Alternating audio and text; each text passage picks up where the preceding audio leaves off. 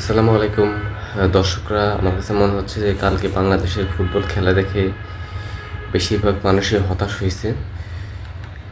দর্শক, হতাশ হওয়ার কিছু নেই, বা হামজা চৌধুরীর উপরে আপনি ফুলফিল ডিফেন্ড করবেন ওই ধরনের সুযোগ নেই। দেখেন, হামজা চৌধুরী একজন ডিফেন্সিভ এবং মিডফিল্ডার প্লেয়ার। তিনি কোনো স্ট্রাইকার নন, বা তিনি পুরা ফিল্ডে তিনটি ফরমেশনে তিনি খেলেন না। ঠিক আছে, এখানে বাংলাদেশ দল যে পরিমাণ সুযোগ মিস করছে, সুযোগ পাইছে, ওই পরিমাণে বাংলাদেশ তা কাজে লাগাইতে পারেনি, তাই বাংলাদেশ ব্যর্থ হয়েছে। এখানে আপনার মাঠে টোটাল 21 জন, ভারত এবং বাংলাদেশের প্লেয়ার মিলে মাঠে টোটাল 21 জন। আপনি হামজাকে আলাদা রাখুন, সে মিলে 22 জন।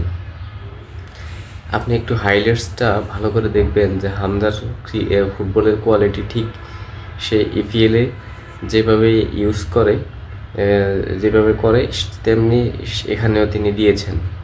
যদিও এখানে ওই ধরনের কোয়ালিটি ফুটবল নাই, তারপরেও তিনি এখানে দিয়েছেন। হামজার যতটুকু দেওয়ার হামজা ততটুকু দিয়েছে। কিন্তু বাংলাদেশের প্লেয়াররা যে পরিমাণ সুযোগ মিস করছে, এই সুযোগটা মিস করার কারণে বাংলাদেশ দল হয়তো জিততে পারতো, মানে হারার কোনো কারণ নেই। কারণ ভারতও সুযোগ পাইছে, সেম টু সেম বাংলাদেশ অনেক বেশি সুযোগ পাইছে, কিন্তু কাজে লাগাতে পারেনি। খোলা ফিল্ডে কোনো প্লেয়ার নাই। একবার সুযোগ পাইছে শুধু ডিফেন্সে একজন প্লেয়ার ছিল, আরেকবার সুযোগ পাইছে গোলকিপার এবং বাংলাদেশি প্লেয়ার ছিল, তখনও কাজে লাগাতে পারেন না। টোটালি একটা অপেশাদারিত্ব খেলা দেখাইছে।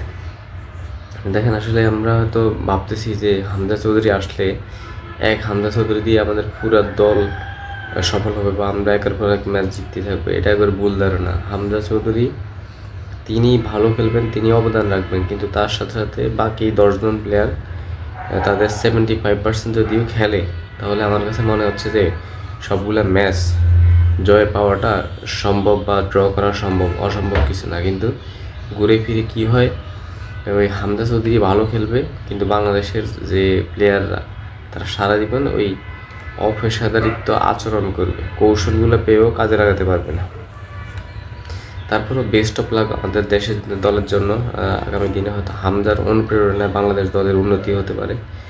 দর্শক, আমার ভিডিওগুলো ভালো লাগলে আমার ফেসবুক পেজটি ফলো দিয়ে দিবেন এবং ইউটিউব চ্যানেলটি সাবস্ক্রাইব করে দিবেন। সবাই ভালো থাকবেন। সবাইকে আগামী ঈদের শুভেচ্ছা জানাচ্ছি। সবাই ভালো থাকবেন। আসসালামু আলাইকুম।